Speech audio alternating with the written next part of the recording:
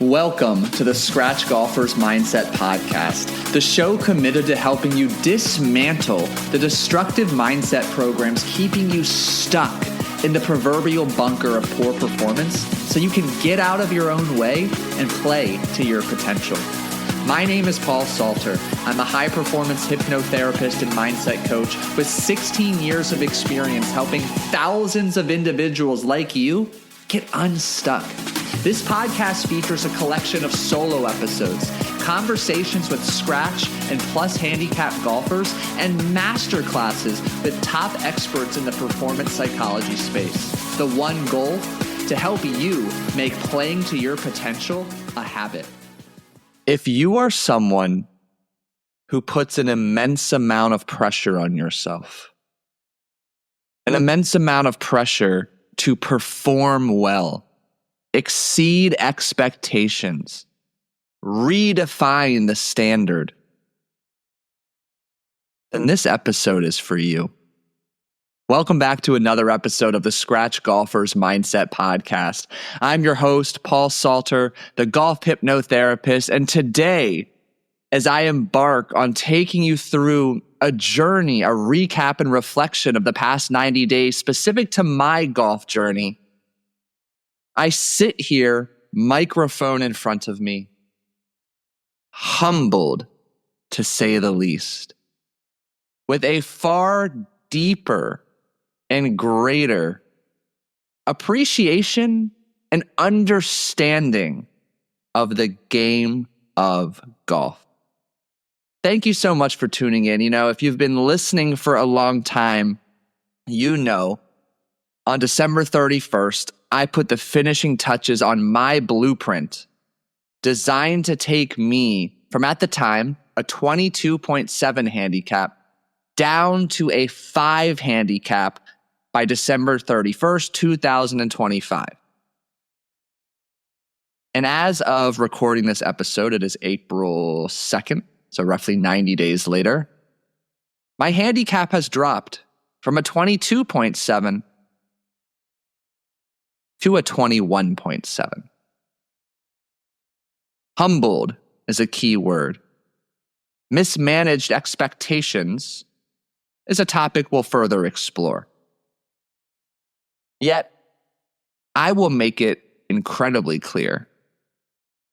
My commitment and effort will remain unwavering, ruthless towards attacking this goal, because in a weird way, as frustrating and angry, admittedly, I have been at the lack of progress, the copious amount of time, effort, and energy expended without the accompanying results these past 90 days. And I know you can relate to that.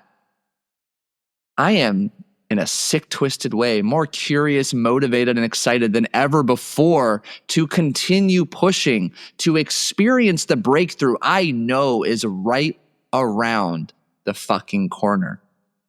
And in today's episode, I'm going to break down the flaws in my approach to the past 90 days, the learning lessons, the takeaways, share what went really well, what I learned, and where I'm progressing. And the beautiful part about this journey is I knew when I put the final touches on my game plan to get down to a 5 handicap, there would be a 90-day reflection period, a 90-day period in which I was going to audit and reflect and assess on the past 90 days, which is then in turn creates awareness, provides new information and data points to then make better informed decisions for the next 90 days.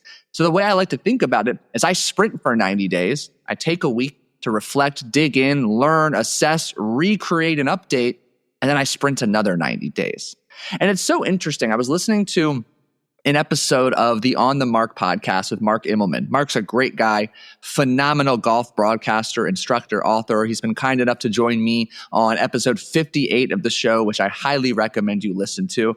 And Mark had none other than Scott Fawcett on the show. Scott Fawcett, the founder of Decade Golf, a phenomenal golfer, also kind enough to join me on the show. I believe he is episode 66, I want to say. plus or minus an episode in that time frame. I also believe it is my most listened to and downloaded episode to date. Really cool. Highly recommend you check it out. But Scott and Mark were having a discussion about just the inherent difficulty in golf. And both of these individuals have 30 plus years under their belt of playing and teaching and coaching in some capacity.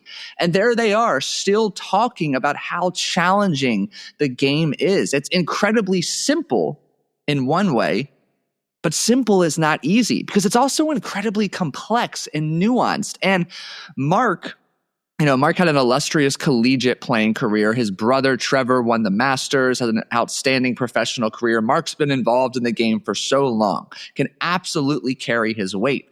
What was interesting was Mark was sharing he got an opportunity to play with some of the members at a club he was teaching, giving workshops and lessons at. And he'd kind of not played too much recently. He does a lot of travel for broadcasting on ESPN Plus and PGA Live. And he said his experience, and I'm going to paraphrase, was really humbling because as he got out there and played a couple rounds, and again, it had been a while, he started to think to himself, wow, for so long when I've been teaching, I just think to my clients and my students, like, just do this. It's that simple. Why are you not doing that? And here I am after 25 years finally realizing, oh yeah, it's a lot more difficult than I may make it out to be in my instruction. So I might owe my clients and students a bit of an apology for making it seem so simple. And I thought that was really timely to come across my radar and to have the opportunity to listen to that podcast. Because again, I've been humbled. And one of the things I am most proud of these past 90 days is relentless effort. The work has been there in the gym with mobility, with the swing. But one of the biggest learning lessons is it hasn't been the right work. And to be candid, it hasn't been good enough. And that's been a tough pill to swallow. And as I alluded to earlier, there's been plenty of anger and frustration. And if I take you back to the end of 2024, remembering I'm coming up on almost a year since getting back into the game after a 16-year hiatus. So when I say 16-year hiatus, I played in middle school, high school, recreational with friends, took a handful of lessons when I was maybe 10, 11 years old. My friends and I would go out, screw around, plenty of mulligans, have fun. But as I've seriously gotten back into it, at the end of 2024, I broke 90 for the first time, shot an 87. Albeit from the white tees. I was playing from the white tees at that time. And the last I was looking, I think 7 out of my last 8 rounds, I had the 87. And they were between 92 and 98. I think I didn't break 100 in one of those rounds. And as I've come to learn, as I've really doubled down on golf experience as a player, a Muni course is a hell of a lot different than the country club I joined on January 1st, to say the least. So that was an interesting experience. But I was setting these goals at a time in which it just made logical sense. There were 3 to 5 shots per round when I was shooting low 90s in which I would top the ball, or 4 to 8 penalty strokes, and I was still shooting in the 90s. I was making solid contact. It sounds like I really wasn't, but like as those 2 outlying events, contact was trending in the right direction. I'd had a handful of lessons.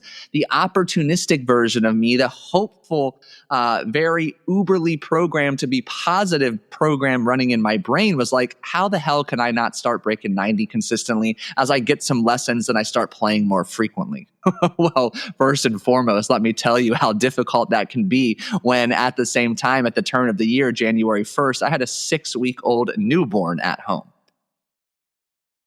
Yeah, I don't think I appropriately or effectively factored in the influence that would have on my ability to practice effectively, consistently, play consistently. I have logged 6-7 rounds of actual playing my ball rounds this year. I've got 3 or 4 4-man tournament events as well, but not nearly as many rounds as I would have liked.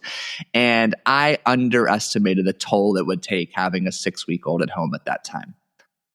And hey, that's just a learning lesson. But I want to share with you an interesting period of the last 90 days that opened up and exposed me to a couple of my own destructive mindset programs and forced me to take a really hard look in the mirror and challenge myself to start doing things differently.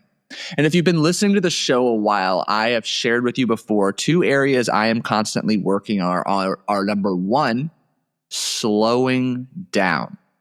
I am built and designed to go 1,000,000 miles an hour. I can fucking sprint. I have a tenacious work ethic. It has served me incredibly well, and it also has not.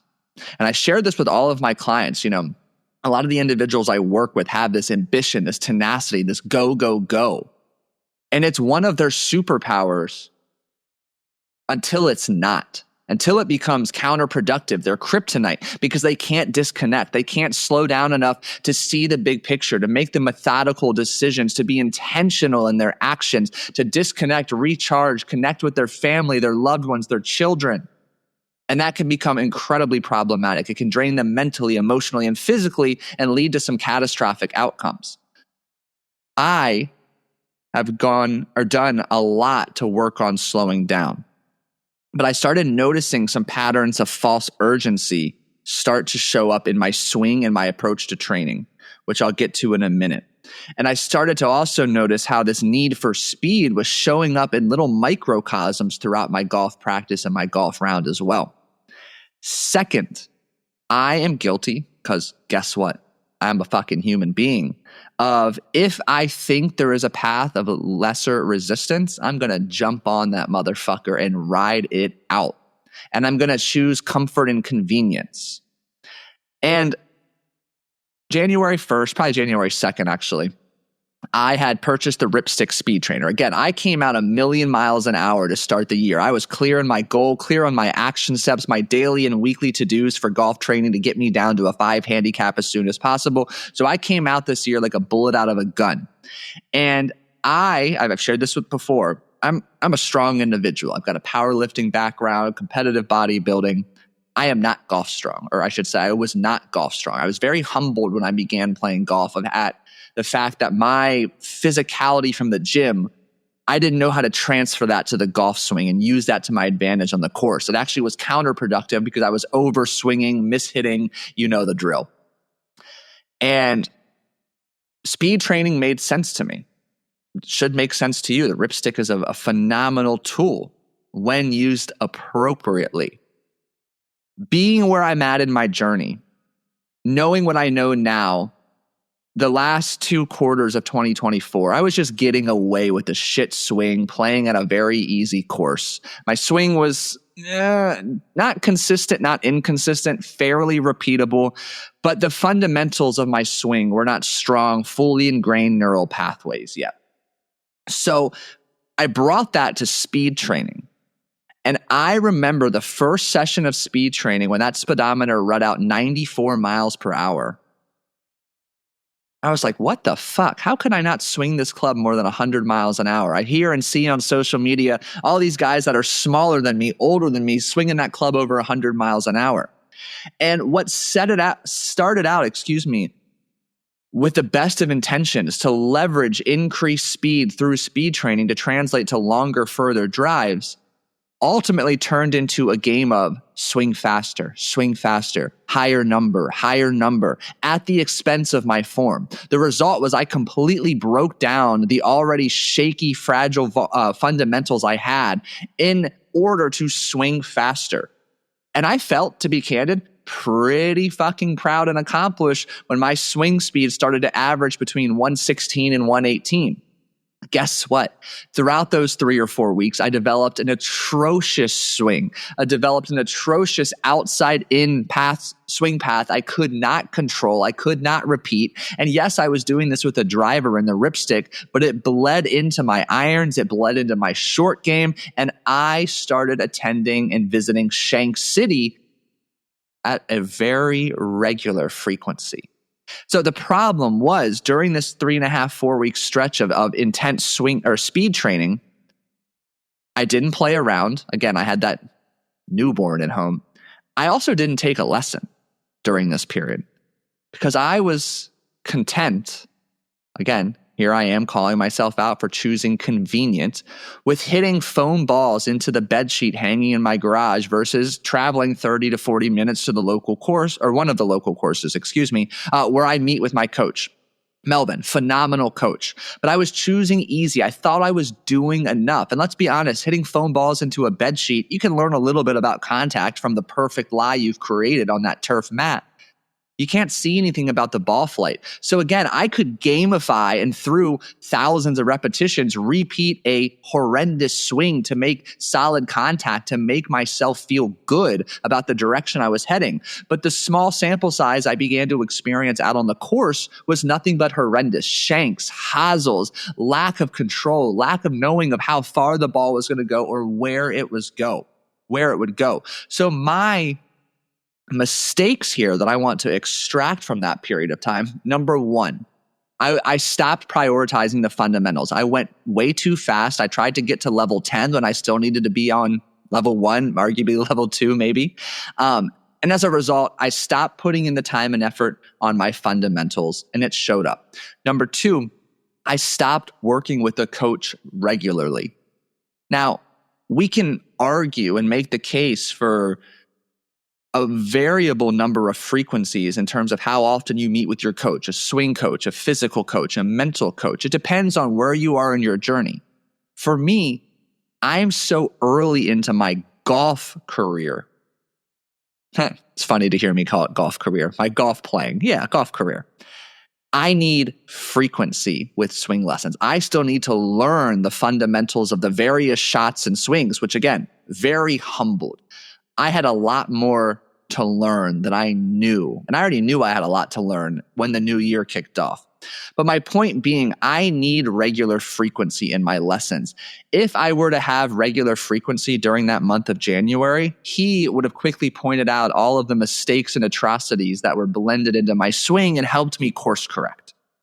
Instead, trying to do it on my own, which I'm guilty from doing at time to time, I spent 4 weeks ingraining horrendous patterns, atrocious fundamentals, which guess what? It took a good chunk of time and a hell of a number of repetitions to unlearn and recreate my swing. Now, what I also found interesting during this period of time, and it was such a period of self-discovery, I purchased some blocks of time at the local golf tech just to get some data, some numbers. How far am I hitting the ball? Well, again, very difficult to get some solid numbers when you're hitting the ball inconsistently. But what I also noticed was just this propensity for speed, for distance, getting the best of me at the expense of my swing fundamentals breaking down. And I would find myself struggling to make consistent contact in that golf tech swing bay because I was so fixated on higher number, faster number, better number over and over. And I reached a point in February after a couple terrible outings, not breaking 100, albeit playing from the blue, playing at a tight 73 course rating country club course. And I don't think anger, frustration, sadness, disappointment do it justice to describe how I was feeling. I felt as if every day I was pouring in my pockets of time, extra energy, effort into becoming better.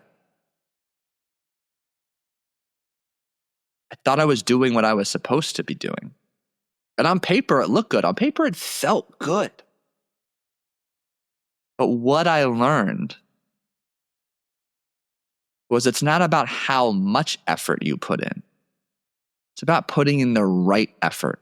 It's about surrendering to not only the pace of progress, but surrendering to asking for help, surrendering and acknowledging it's going to take what it takes.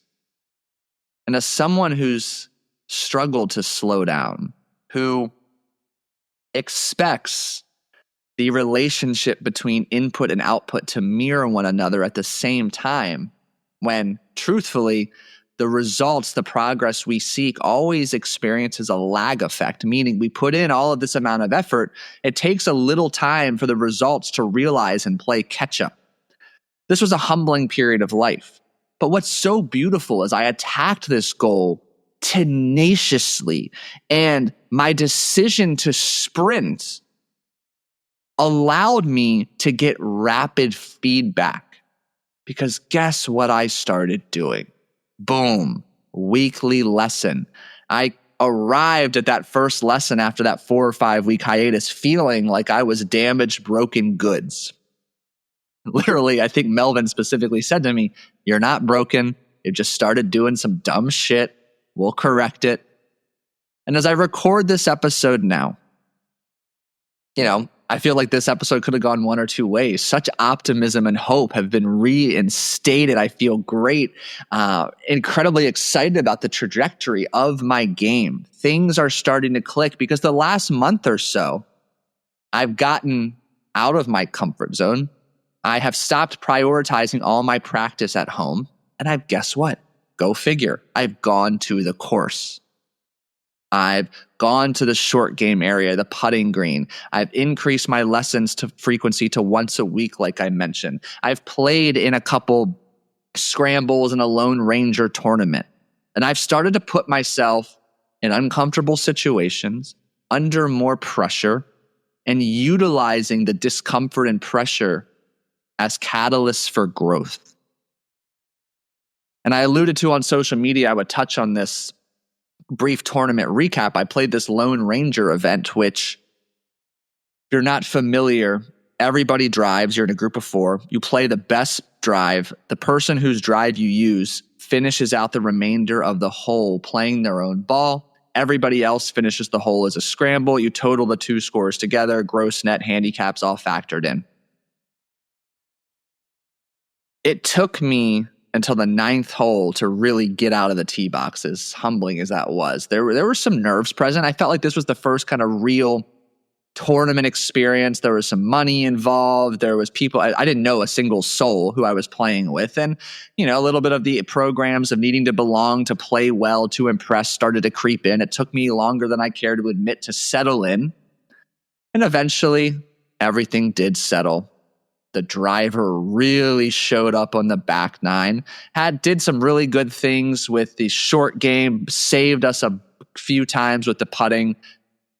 I learned an incredible amount during this experience. And this is what I want to share with you, is if you're serious about improving your game, you've got to put yourself in as many uncomfortable situations as possible. Play with strangers, play in tournaments, join charity events, get as much play time under pressure as you possibly can. That's what serves as your catalyst for growth. We can use the analogy about building muscle in the weight room. How does muscle grow? Time under tension. You need time under tension, or in our case, time under pressure, to grow, to learn as much as you can, not only about your golf game, but about yourself. And one of the superpowers I feel I am most proud of having strengthened over the years, and something I work tirelessly to instill in my clients, is the superpower of ruthless reflection. The voice of the subconscious mind is silence. Your subconscious mind influences 95% of what you do every single day. Your subconscious mind is home to your memories, your emotions, your beliefs, your habits. Your subconscious mind has one objective, and that is to keep you safe. It is the part of you responsible for deploying the collection of destructive mindset programs, the collection of destructive patterns of thinking, feeling, believing, and behaving that keep you stuck, hold you back from ascending to the next level of success or from stepping into the next best version of yourself. The intimate mindset and emotional changes you need to make don't happen from just playing more golf. There needs to be strategic reflection, strategic periods of quiet, silence, stillness, and solitude. This might look like a meditation practice, a journaling practice, a breathwork practice, a guided meditation or hypnosis audio practice. The goal is silence, to connect with your intuition, your highest self, your subconscious, whatever label you want to use. And I believe that one of the driving reasons as to why I'm still not swinging like an idiot, trying to get my swing speed to 130 miles per hour is because of the consistent reflection I have built into my weekly and daily routine. The after round and after practice round reflection I do in my journal to not only brain and emotional dump notes, thoughts, and observations, but to connect, to identify patterns and insights. Had I not had a ruthless reflection process, I think I might still be trying to overly focus on swing speed and doing some dumb things. So I challenge you, lean into your ruthless reflection approach. It's something I mandate with all of my clients. After every round, they have their unique curated set of questions and prompts to answer. One of the past editions of the More Pars Than Bogey newsletters gives you an inside look at how I structure mine and my clients' after round reports. I will do my best to link that below. I'm just writing a note. And I think the last point I want to share about these 90 days, again, I've already kind of mentioned I have more curiosity, excitement, and motivation than ever before. There's been an absolute upgrade, refinement in my approach, the daily and weekly to-dos, to finally experience the improvement that I feel I deserve, the improvement I desire, and to be candid, to unlock the skill that I already know is within me. And I always come back to this need at times that kind of flirts or toes the line between being productive and counterproductive, of needing to be the best. And as I kicked off this conversation, just this sense of pressure I put on myself. And I'll be very candid. I am fortunate enough to work with many amateur and professional golfers. Golfers who are well above my skill level, to say the least. Yet, as I continue to work with more and more golfers, I feel this burning desire, this need to be as good of a golfer as I can.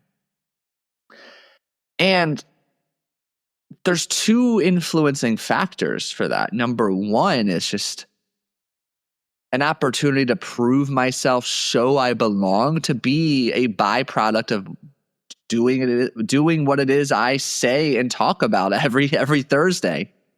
And that is one aspect I'm incredibly proud of myself for, is I walked the walk these past 90 days. The daily habits, the visualization, the goal setting, the long list of things. It's not that long. The short list of things, just showing up with consistency. The little thing, my track record and executing what I shared in that newsletter edition about what I was going to do every week, the number of balls, the number of putts. I walked the walk on all things mental, breathwork, visualization, ruthless reflection. And I'm proud of that. So there's the one part of me that just wants to prove and show, like, hey, I've got this on lock too. I'm going to be a phenomenal golfer. And I will. I absolutely will be. And the second element, an influencing factor, creating a little bit of this pressure, is it's been a long period of time since I've had a competitive outlet. I was a multi-sport athlete growing up, and in college and after I got into competitive bodybuilding, I got into competitive powerlifting, then I played poker professionally. And after that, I haven't had anything I've truly felt inspired and excited about to the point I wanted to compete. I wanted to be the absolute best I possibly could be. Golf has given that to me. And I am so beyond grateful that I fell back into the game. I found it again, or maybe it found me. And I have to humble myself and remind myself I don't have much of a golf background. Yet, I have this desire to be as good as I possibly can, as fast as I possibly can. And I've got to learn to work with that rather than allowing it to work on me to create unnecessary pressure so I can free myself up. You know, my mentor is regarded as he's regarded as the top mindset and performance coach for poker players. Well, guess what? Not only does he not play poker, from what I've heard, Elliot, sorry if you're listening, he's not that good at poker either. And that's a good reminder for me, and I share that because I put this pressure on myself as I keep working with golfers that I have to be the best golfer I possibly can. And I want to be the best, but I need to do it for the right reasons for me, my own learning and growth and competitive desires. And remind myself at the end of the day, my sweet spot, my niche of expertise for 16 years and counting has been all thing identity transformation, mindset upgrade, getting you unstuck and out of your own way. And I'm so overwhelmed with pride and gratitude I put a lot of prep into this episode, maybe more than most, to kind of be intentional in my word choice and storytelling. There have been so many periods of my life where I felt stuck. I've been trapped to getting in my own way. And I've always gotten unstuck and out of my own way. And I'm so grateful for all of these moments because it gives me a level of empathy and compassion I wouldn't otherwise have. And as I embark on this journey to a 5 handicap, a scratch, winning my club championship, I know there will be plenty of more moments of plateaus, frustration, and what feels like a lack of progress that I will encounter and overcome. And I welcome them. And what I'd like you to take from that is to welcome the challenges you face. Shift your mindset. Shift the lens through which you view these temporary setbacks and moments of plateaus as just learning opportunities, teachers, catalysts for growth. How can you get curious? How can you ruthlessly reflect to extract as many learning lessons as possible so you can move forward more effectively with more ease than ever before? And as we step into Q2, you can expect a Q2 recap in, what would that be? March, April, May, around end of June, early July. The big standout as to what will be done differently, I mentioned weekly lessons, more rounds played, period, but also more intention and more discomfort in my practice, getting out to the course for a lot more practice, not just taking the easy route home at home and practicing. So a lot more on the course practice, a lot more intention rather than just mindlessly hitting range balls, a lot more intention on the short course, chipping. And I'm excited. And I'm grateful that you've chosen to listen to this episode. You've chosen to follow along to this journey. I know it's been a while since I've updated you on my game. I appreciate you spending time with me today. I appreciate you listening to the show. You know, you tuning in every week, you taking the time to have left a rating and review on Apple Podcasts or Spotify. And if you haven't, I sincerely would appreciate it if you do. All of this enables me, empowers me to bring on the quality of guests I do every other week. The Mark Immelmans, the Scott Fawcett's, the Michael Leonards, the Josh Nichols. Down the pipeline, we have Dr. Bob Winters, Dr. Joseph Parent of Zen Golf. We have Stephen Yellen of Fluid Motion Factors, the author of the book Simplicity. We have some really cool fucking guests who are incredibly experienced, accomplished, knowledgeable individuals that have so much wisdom and insight to share with you. And the reason that they're willing to come on this show is not my good looks or my beautiful, soothing voice. It's because you have taken the time to leave a rating, to leave a review that shows them, okay, this podcast has got some traction, some gumption. It's absolutely worth my time. So thank you for doing that. I appreciate you. I hope you have a phenomenal week of practice, of play. Hit them straight this weekend, and I'll catch you in the next episode.